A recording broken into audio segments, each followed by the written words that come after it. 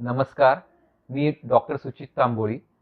मी अहमदनगर येथे 26 वर्षापासून बाल आरोग्य व बाल विकास तज्ञ म्हणून काम करत आहे. महाराष्ट्रातील पहिला बालरोग तज्ञ PhD मिळवणारा म्हणून मी आत्ताच Maharashtra university of health sciences तर्फे गौरवला गेलो आहे. आणि त्याचबरोबर महाराष्ट्रातले पहिले बाल विकास केंद्र आपण जानेवारी 1992 साली सुरू केले होते.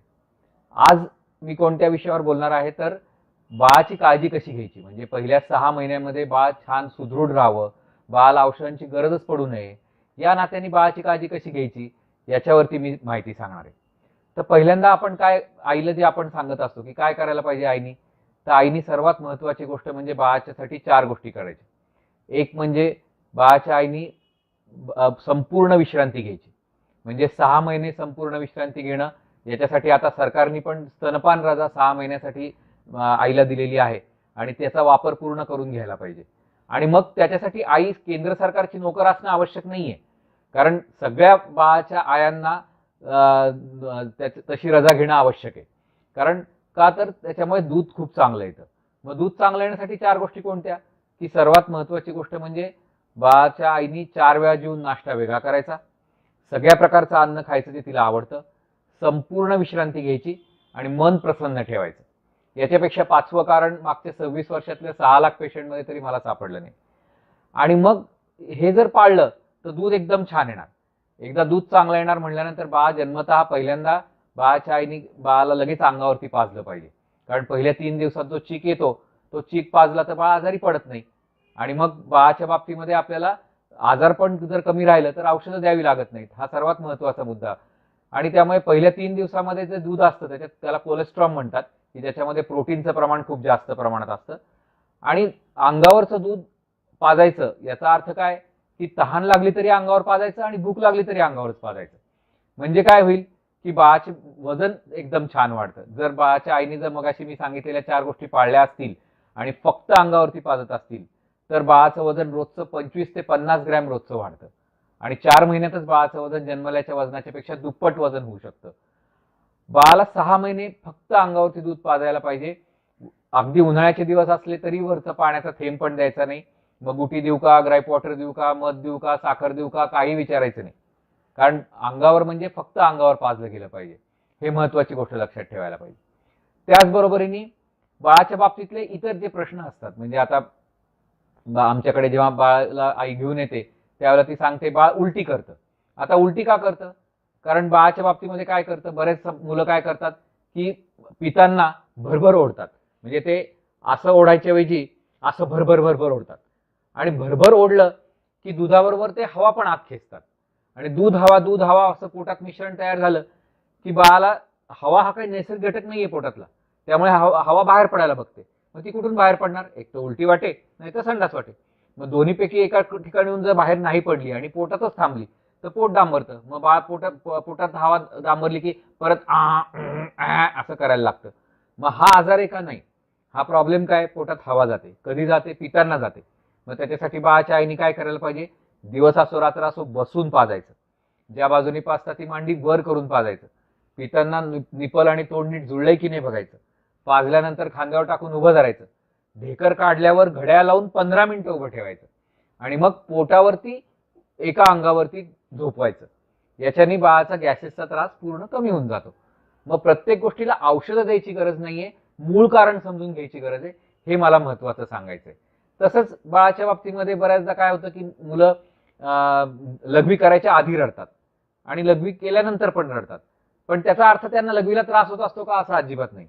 त्याचा अर्थ काय असतो की लघवी साठवण्याची पिशवी जी असते ती पिशवी जेव्हा भरते त्यावेळेला त्यांना वाटतं की आपल्याला काहीतरी होतंय म्हणून ते रडायला लागतात. आणि मग ती लघवी झाली की शांत वाटतं आणि मग परत ओलं लागतंय म्हणून परत रडायला लागतात. पण हा नैसर्गिक प्रकार असतो, याच्यामध्ये कुठलेही औषध द्यायची गरज नाही. त्याचप्रमाणे मुलं भूक लागली वरती जशी रडतात तशीच त्यांना मांडीवर घेऊन बस म्हणून रडतात. मग बऱ्याच आज्या वगैरे काही सांगतात की ते मांडीवरची सवय लागेल म्हणून घेऊ नको. पण मांडीवरची सवय कशी लागेल, 1 वर्षाचं मूल झाल्यावर थोडीच मांडीवर बसणार आहे. ते तर त्यावेळेला नाही बसणार आहे. मग मांडीवर ज्या वेळेला गरज आहे, तुमच्या स्पर्शाची गरज आहे, तुम्हाला बाळाच्या बाबतीमध्ये जेव्हा तुम्हाला त्याच्यामध्ये त्याच्याबरोबर रिॲक्शन द्यायची गरज आहे, म्हणजे त्याच्याबरोबर तुम्ही नजरेल नजर देऊन बोलायची गरज आहे, त्यावेळेला बाळाला त्याची गरज आहे, त्यामुळे तेव्हा मांडीवर घेऊन बसायलाच पाहिजे. त्याचप्रमाणे मुलं संध्याकाळी 1 महिन्याची झाल्यानंतर 6 ते 11च्या दरम्यान खूप रडतात. म्हणजे आम्हाला असे फोन येतो, डॉक्टर बघा बघा किती रडतंय, आणि मग नंतर ते म्हणतात, अहो काय सांगायचं, तुमचा गुण, आम्ही रिक्षात बसलो बाळ रडायचं थांबलं. आता याच्यात माझा काही गुण नसतो, याच्यात गुण काय असतो की त्या बाळाला तेच ते छप्पर पाहून कंटाळा आलेला असतो, म्हणून बाळाला असं वाटत असतं की आपण फिरायला जावं, आणि म्हणून बाळ रडत असतं. मग बाळाला उभं धरलं आणि घराच्या बाहेर फिरायला नेलं की बाळ रडायचं थांबतं. पण हे 1 महिन्यानंतरच्या मुलांमध्ये संध्याकाळी 6 ते 11च्या दरम्यान, ज्याला इव्हिनिंग कोलिक म्हणतात, तर हे रडणं अतिशय कॉमन असतं. मग त्याला त्या बाळाला वेगळ्या वातावरणाची गरज असते, हे पालकांनी समजून घ्यायला पाहिजे. त्याचप्रमाणे बाळाच्या काही स्वतःच्या गरजा असतात, म्हणजे त्याच्यामध्ये बाळाला असं वाटत असतं की आपल्याला एकटं टाकू नये, कारण त्याच्याशी कंटिन्युअस कोणीतरी बोलणारं लागतं, आणि ते बोलणारं नसेल तर मग बाळ मुठी चोखेल, अंगठा चोखेल, असे प्रकार सुरू करतं, कारण ते त्याच्यातून स्वतःचं समाधान शोधत असतं, आणि स्वतःचं स्वतः समाधान करण्यासाठी ते एकटं असलं की तशा गोष्टी करतं. पण तेच जर गप्पा मारत असेल तर मात्र ते असं कधी वागत नाही, त्यामुळे ते महत्वाचं. त्याच्यानंतर आपल्याला पूर्वीचे लोक जे काही काही पद्धती असतात की ज्या अजूनही खूप चालू आहेत आणि त्या आपल्या घरात परंपरेनुसार चालू असतात, तर त्या कुठल्या नाही करायला पाहिजे. एक म्हणजे टाळू भरायची गरज नाही, कारण तुम्ही भरल्याने टाळू भरून येत नाही, ती आपोआप भरून येत असते. उलट प्रॉब्लेम काय होतो की टाळू भरताना तुम्ही जे तेल चोपडता ते तेल ओघळून कानात जाऊ शकतं आणि मग कान फुटू शकतो. कानात नाकात बेबीत तेल घालायचं नाही, कारण आपलं बाळ मशीन नाहीये, त्यामुळे त्याला तसं करायची वंगणाची गरजच नाहीये. त्यामुळे त्याच्याने उलट बाळाला प्रॉब्लेम येऊ शकतात, कान फुटण्याचा प्रॉब्लेम येतो, काही वेळेला दुसऱ्या इतर गोष्टी होतात. काजळ लावायची गरज नाही, कारण काजळाने डोळे मोठे होत नाहीत, बाळ मोठं झालं की डोळे मोठे होणार आहेत. मग काजळाने उलट काय प्रॉब्लेम येतो की अश्रुनलिका बंद होते, त्याला प्रॉब्लेम बाकीचे येऊ शकतात, डोळ्यात घाण येणं वगैरे. तर त्यामुळे त्या गोष्टी टाळण्यासाठी ते पण नाही करायचं. धुरी द्यायची नाही, कारण धुरीने काय होतं की बाळाला कफ होऊ शकतो. म्हणजे आईला धुरी द्यायची तर तुम्ही द्या, पण ती वेगळ्या खोलीत द्या, पण बाळाच्या बाबतीत अजिबात धुरी द्यायची गरज नाही. त्याच्यानंतर दुसरी गोष्ट म्हणजे आणखीन काय की बाळाच्या बाबतीमध्ये जे आता पूर्वीच्या लोकांच्या बाबतीत जे असतात की काही झालं तरी रडायला लागलं की मान आवटळली, हे त्यांना अगदी कॉमन असतं. आणि मग ते मान आवटळली हा प्रकार जो असतो तो खरा नसतो, कारण बऱ्याचदा मी त्यांना सांगतो, हा आता माझ्या समोर तुम्ही मानेला हात लावून दाखवा, जर मानेला दुखत असेल तर ते रडायला पाहिजे, तर ते नाही रडत, कारण त्यावेळेला त्याला ते नसतं, त्यावेळेला त्याची गरजा वेगळ्या असतात, त्या बऱ्याचदा मानसिक असतात, आणि त्या आपण समजून घेतल्या तर त्या मुलांना औषधं द्यायची गरज पडत नाही, आणि त्या गरजांनुसार बाळाशी वागणं हे जास्त महत्वाचं. पण पूर्वीच्या लोकांच्या सगळ्याच पद्धती वाईट होत्या का? नाही, काही चांगल्या पण होत्या. काय चांगली पद्धत होती? मानेच्या खाली संपूर्ण अंगाला खोबरेल तेल लावायचं, हलक्या हाताने मालिश करायची, कोवळ्या उन्हात ठेवायचं, आणि मग आंघोळ घालायची. ही चांगली पद्धत आहे, कारण याच्यामुळे व्हिटॅमिन डी चे प्रमाण वाढतं शरीरातलं, आणि म्हणून हे जी चांगली पद्धत आहे ती जरूर चालू ठेवायला पाहिजे, कारण त्याच्यामुळे तुमच्या बाळाचं व्हिटॅमिन डी वाढलं की हाडं मजबूत होतात. आणि हे आम्ही आता सिद्ध केलेलं आहे की खोबरेल तेलच का, तर त्याच्यात मीडियम चेन ट्रायग्लिसराइड्स असतात आणि ते लवकर ऍब्सॉर्ब होतात. लॉंग चेन ट्रायग्लिसराइड्स असणारे जे तेल असतात त्यांचं परत कन्व्हर्जन होतं, म्हणजे त्यांचं परत रूपांतर होतं, त्यामुळे ते वापरू नये. त्यानंतर आता आपण पाहिलं की बाळाच्या बाबतीमध्ये अंगावरतीच पाजणं आवश्यक आहे, फक्त अंगावरती पाजणं आवश्यक आहे, वरचा काही पाण्याचा थेंब द्यायचा नाहीये. त्यानंतर आपण दुसरी गोष्ट काय पाहिली बाळाच्या बाबतीमध्ये, तर आपल्याला जुन्या पद्धतींपैकी कोणत्या करायच्या कोणत्या नाही करायच्या, बाळाच्या रडण्याची कारणं काय काय आहेत ते पाहिलं. आता त्यानंतर आपण बघूया की बाळाची सगळी वाढ चांगली होण्यासाठी आपण काय काय पाहायला लागतं. तर सर्वात महत्वाची गोष्ट अशी असते की बाळाचं जे जन्मता वजन असतं तर ते 2.5 किलोच्या आसपास पाहिजे कमीत कमी, म्हणजे खरं तर 3 किलो पाहिजे, पण 2.5 किलो कमीत कमी हवंय. बाळाचं वजन हे रोजचं 25 ते 50 ग्रॅम वाढलं पाहिजे, म्हणजे 4 महिन्यात बाळाचं वजन दुप्पट झालं पाहिजे आणि 1 वर्षाच्या वेळेला तिप्पट झालं पाहिजे. उंची बाळाची 50 सेंटीमीटर जन्मता असते, ती उंची दर महिन्याला साधारणतः 2 सेंटीमीटरनी वाढते पहिल्या 6 महिन्यामध्ये, त्यानंतर ती नंतर हळूहळू, पण टोटल किती वाढते तर ती एकूण 1 वर्षापर्यंत उंची 25 सेंटीमीटर वाढते. म्हणजे जर 50 सेंटीमीटरचं बाळ असेल जन्मता तर ते 75 सेंटीमीटरचं बाळ होईल. साधारणतः अशा प्रकारे उंची वाढत असते. डोक्याचा घेर हा पण असाच असतो की जो पहिले 3 महिने 2-2 सेंटीमीटरनी वाढतो, मग 1 सेंटीमीटरनी पुढचे 3 महिने आणि नंतर अर्धा सेंटीमीटर पुढचे 6 महिने, असं साधारणतः 1 वर्षाच्या काळात डोक्याचा घेर वाढत असतो. डोक्याचा घेर जो आहे तो आपल्याला महत्वाचा का आहे, कारण बुद्धीची वाढ जी आहे, तर काही मुलांच्या बाबतीमध्ये काय होतं की मेंदूची वाढ कमी होते आणि मग आपल्याला ते कळतच नाही की कसं काय झालेली वाढ काय नाहीये ते. मग त्याप्रमाणे डोक्याचा घेर पण घेणं अतिशय महत्वाचं आहे.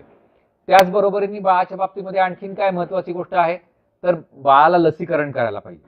लसीकरण सुरुवातीला काय करायला पाहिजे, जन्मता बाळाला आपण 3 लसी देत असतो, बीसीजी, कावीळ आणि पोलिओ. आणि त्यानंतर 1.5 महिन्याच्या वेळेला मग आपण बाळाला आता 6 प्रकारची लसी एकाच सिरिंजमध्ये असतात, की ज्याला 6 लसी म्हणतात. तर त्याच्यामध्ये ट्रिपल असतं, त्याच्यानंतर त्याच्याबरोबर त्याच्यामध्ये पोलिओचं इंजेक्शन असतं, त्याच्यानंतर हिब नावाची एक लस असते की ज्याच्यामध्ये मेंदूज्वर किंवा न्यूमोनिया आणि कान फुटणं याच्यासाठी ती उपयोगी पडते. त्याचबरोबरीने त्याच्यानंतर पोलिओचं इंजेक्शन आणि हिब आणि ट्रिपल आणि याच्या बरोबरीने आपल्याला अजून एक स्ट्रेप्टोकोकस न्यूमोनी नावाची लस असते आणि जुलाबाच्यासाठी एक रोटा व्हायरस नावाची लस असते आणि शिवाय पोलिओचा डोस असतो. अशा जवळजवळ 9 लसी आपण 1.5 महिन्याच्या वेळेला देतो, परत त्या 2.5 महिन्याला देतो, परत 3.5 महिन्यात देतो आणि मग त्याच्यानंतर आपण 6 महिन्याच्या वेळेला पोलिओचा डोस देतो नुसता आणि त्याबरोबर कावीळची लसचा 4था डोस देतो आणि त्यानंतर आपण त्या मुलांना 9व्या महिन्यामध्ये आता MMR ची लस देतो बालरोग तज्ञ संघटनेच्या शिफारसीप्रमाणे. आता सरकारने सुद्धा MR नावाची लस सुरू केली आहे आणि बालरोग तज्ञ संघटनेच्या शिफारसीप्रमाणे MMR ची लस द्यायला पाहिजे. बालरोग तज्ञ संघटनेच्या शिफारसीप्रमाणे का लसी द्यायच्या, कारण सरकारकडे सर्व लसी नाहीयेत, त्यामुळे काही लसी सरकार अजून देऊ शकत नाही म्हणून त्या त्यांच्या शेड्यूलमध्ये नाहीयेत. म्हणून आपण त्या आजारांपासून आपल्या बाळाला वंचित ठेवायचं का, म्हणजे आता समजा जुलाबाची लस घेऊ उदाहरणार्थ, सरकार देत नाही म्हणून आपल्या बाळाला जुलाब झाले तर चालतील का. म्हणून मी त्यांना सांगत असतो आपलं बाळ सरकारी आहे का प्रायव्हेट आहे, आपलं आपलं आहे, मग आपल्याला सगळ्या आजारांपासून संरक्षण मिळालं पाहिजे. मग जर 30,000 बालरोग तज्ञ संपूर्ण भारतभर जो निर्णय घेत आहेत त्याच्या मागे शास्त्रीय कारणं असतात आणि मग ते बालरोग तज्ञ संघटनेचं जे लसीकरण शिबिर लसीकरणाच्या शिफारसी आहेत त्या लसीकरणाच्या शिफारसीप्रमाणे लसी सगळ्या झाल्या पाहिजेत, हे सगळ्या पालकांनी लक्षात ठेवायला पाहिजे. आणि मग त्याच्यामध्ये फ्लूची लस आली, त्याच्यामध्ये कावीळची लस आली, या सगळ्या लसी 1 वर्षाच्या पर्यंत त्या द्यायला लागतात. आणि मग 1 वर्षानंतर टायफॉइडची लस आहे, मग नंतर कांजिण्यांची लस आहे. कारण हा प्रत्येक आजार झाल्यानंतर त्याची जी किंमत मोजावी लागते मुलांना आणि पालकांना ती खूप मोठी असते आणि तो आजार होऊ नये म्हणून आपण ज्या लसी देतो त्या मानाने त्या फारच स्वस्त असतात आणि त्यामुळे त्या लसी द्यायला पाहिजेत, हे अतिशय महत्वाचं आहे. तर आपण लसीकरण पाहिलं. आता हे शारीरिक लसीकरणाबरोबर आता नवीन आम्ही भावनिक लसीकरण चालू केलेलं आहे. भावनिक लसीकरण काय असतं की कुठल्या वयात कुठल्या भावना ओळखून काय सांगायचं हे आता आम्ही चालू केलेलं आहे आणि त्याच्यामुळे काय होतं की ती मुलं उद्या भावनिकरित्या मॅच्युअर होतात आणि जेव्हा ती मोठी होतात त्यावेळेला त्यांना स्वतःवरती नियंत्रण चांगलं असतं आणि मग ते अभ्यासातला असो, त्यांचा चिडचिडेपणातला असो, सगळ्या बाबतीत ते एकदम शांत आणि चांगली मुलं होऊ शकतात. पण त्याच्यासाठी भावनिक लसीकरण हे जन्मतः आता सुरू केलं पाहिजे, याच्याबद्दल आम्हाला नक्कीच म्हणजे आग्रह वाटतो. त्यानंतर आणखीन एक महत्वाची गोष्ट सांगायची राहिली ती म्हणजे बाळाच्या बाबतीमध्ये बुद्धीची वाढ करणं. आता आपण पाहिलं की जर अंगावरती दूध पाजलं म्हणजे फक्त अंगावरती 6 महिने दूध पाजलं आणि त्याच्यासाठी खरं तर 6 महिने माहेरी ठेवलं आईला तर सर्वात उत्तम. कारण माहेरी आम्ही एक असं संशोधन केलं होतं की माहेरी असणारी बाळ आणि मग नंतर माहेरून सासरी गेले की काय होतं, तर त्यांचं किती चांगलं सासर असलं तरी वजनाच्या गतीवरती परिणाम होतो आणि मग त्याच्यामुळे आम्ही असं सांगत असतो की आता 6 महिने तुम्ही माहेरीच राहा, म्हणजे मग 6 महिने जर माहेरी राहिलं तर वजन एकदम छान वाढेल. आणि मग ते आता आपल्याला जर फक्त अंगावर पाजलं तर वजन छान वाढणार आहे. बाकीची इतर गोष्टी आपण सांगितलेल्या पाळल्या तर बाळाला औषध द्यावी लागणार नाही, पण बुद्धीची वाढ पण चांगली झाली पाहिजे. मग बुद्धीची वाढ चांगली कशी होईल, 4च गोष्टी पाळायच्या. कोणत्या 4 गोष्टी पाळायच्या, बाळ ज्यावेळेला जागा असतं त्यावेळेला बाळाच्या नजरेला नजर देऊन गप्पा मारायच्या. बाळाच्या पासून साधारणतः 3-3.5 फुटावरती चिमणाळं असतं ना, तर ते चिमणाळं फिरवायचं, खुळखुळे आणून वाजवून खेळायचं आणि रेडिओ किंवा टेप रेकॉर्डर, मोबाईल नाही किंवा टेलिव्हिजन नाही, पण रेडिओ किंवा टेप रेकॉर्डर बाळापासून 1.5 फूट अंतरावरती ठेवून रोजची 3 तास बाळाला गाणी ऐकवायची. ही गाणी आईच्या आवडीची ऐकवायची, म्हणजे आईचंही मन प्रसन्न राहतं आणि बाळालाही छान वाटतं. तर या 4 गोष्टी जर पाळल्या तर आम्हाला असं लक्षात आलंय की बाळाच्या बाबतीमध्ये जेव्हा आपण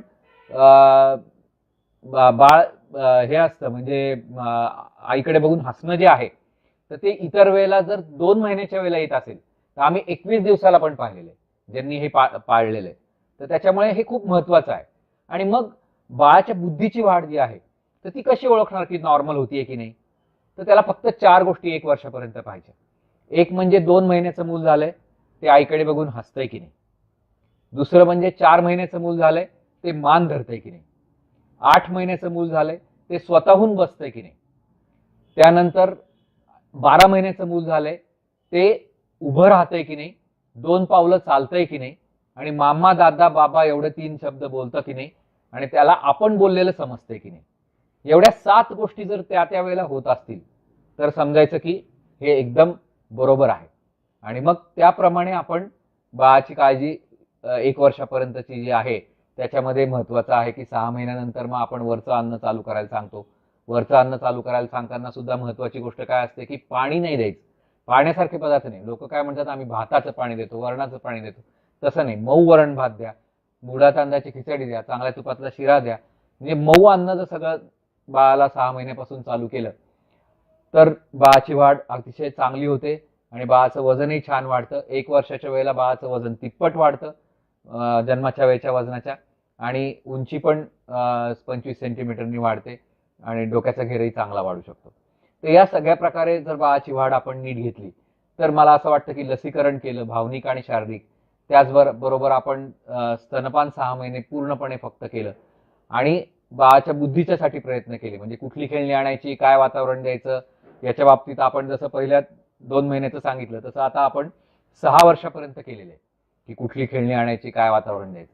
आणि मग हे सगळं जर त्याप्रमाणे जर आपण गेलो तर ही मुलं नक्कीच खूप हुशार होतात. त्यांना औषधही कमी लागतात किंवा लागत नाहीत आणि अतिशय सुदृढ राहतात, एवढं नक्कीच आहे. त्यामुळे मुलांना सुदृढ ठेवण्यासाठी तुम्हाला सर्वांना शुभेच्छा. धन्यवाद.